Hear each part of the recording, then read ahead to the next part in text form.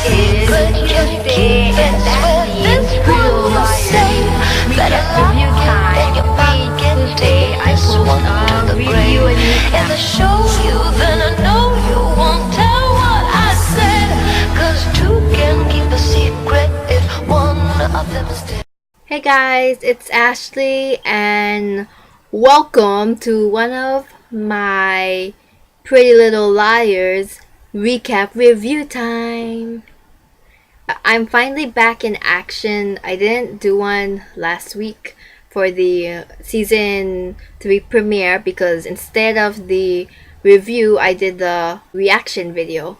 And yeah, so I am back doing the recap. Hopefully some of my subscribers from my old account is watching this video. If not, maybe I can get some new viewers, who knows. I'm gonna go on with the recap and I'm gonna try to make it not as long because I know it gets quite boring watching like a long video over like 8 minutes, 7 minutes. So I'm gonna try to make it 5 minutes at least at the most. So yeah, I'm gonna go right now and I'm gonna stop blabbing on. So at first, Emily, when she's in English class, Ella is teaching and she looks in her bag and she finds a bracelet, like a really gross bracelet with teeth on it and with like those letter beads, and it says dead girl can't smile, and she freaks out. She runs out of the classroom into the bathroom, and then Aria, Hanna, and Spencer follow her in there. Like, what? Are you okay? And then they show her she shows them the bracelet, and they're like, this is evidence, we can turn this in the police, and it's real teeth. And Spencer's like, I don't think this is real teeth, but then the other three girls believe it's Allison's teeth. And so they're like fighting where to put it in. Like, Spencer wants to put it in her locker, but that's not a safe place, obviously. So they fight for it, and they're in one stall in the bathroom, and they drop it in the toilet. And when Spencer tries to grab it, it's one of those automatic toilets, so it like flushes it down. So great, they don't have evidence anymore. Okay, Jenna. Okay, we all pretty much know, if you've been watching like the whole whatever episodes from the pilot to now, you pretty much know that Jenna was probably never blind. Like, I don't think she ever was blind. Like I don't think that after the surgery she could see. I'm pretty sure she could see this whole time. Like, it's pretty obvious that she could see this whole time, and she's lying that she can't see. But anyway, the four girls, they find out that Jenna can see. They figure that out by, well, first Toby snatches these eye drops from Jenna's bathroom, shows them to Spencer, and says that, look at the date, why would she still be using the eye drops if the surgery didn't work anymore? So she kept renewing her prescription for the eye drops. So like, do you think Jenna's not blind? And so Toby doesn't think that she's blind. And then how they find out that she's not blind is they see her coming towards the girls' bathroom, and they hide this earring on the counter, see if she'll see it. And then they hide into a stall. Well, two girls in one stall. They hide in there, and they're peeking through the little cracks. And Jenna, she walks in there, fills up her water bottle, and then she looks down, she sees the earring, she takes off her glasses. Now, looks at it, about to put it on, puts it back. And then the four girls know that she is not blind, but she doesn't know that. I hope she didn't see them peeking, or that would just backfire on them.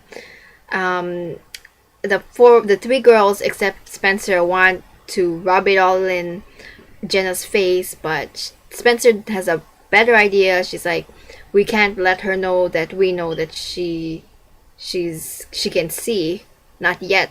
So she has something in mind. They don't say what it is because they kind of cut it after that. Spencer is still visiting Garrett in the jail, and he tells her that he's not guilty. Like, he's been trying to tell her that even in the other episode, he's not guilty, and why should I believe you that you're not guilty? And then he said something about someone has been lying to her. Someone that she's close to has been lying to her. And she's like, why would I believe you? And she's like, because medical records don't lie. And then she's like, who, Jenna? And they take him back to his cell, and she's like, wait, tell me who, Jenna? Is it Jenna? He won't say anything, so that doesn't help any better. Hanna still visits Mona at the Bradley Sanitarium, and she still doesn't speak. Caleb goes along with her the second time because he loves her. I really think Caleb is the most adorablest couple ever because he loves her so much that instead of them like going on dates and stuff, he's going with her to a Bradley Sanitarium. How romantic is that? No, not really, but still, I mean, he cares so much about her, and I think that's adorable. But yeah, I just think they're adorable together. Caleb, adorable couple. Aria finds these earrings in her locker in an envelope hanging, and those are the earrings that she put into Allison's grave, and they were in her locker because remember, Allison got dug up, so they were in her locker. And then she gets a flashback of her and Allison in her dad's office, and they're trying to see if there's any evidence of him hooking up with Meredith.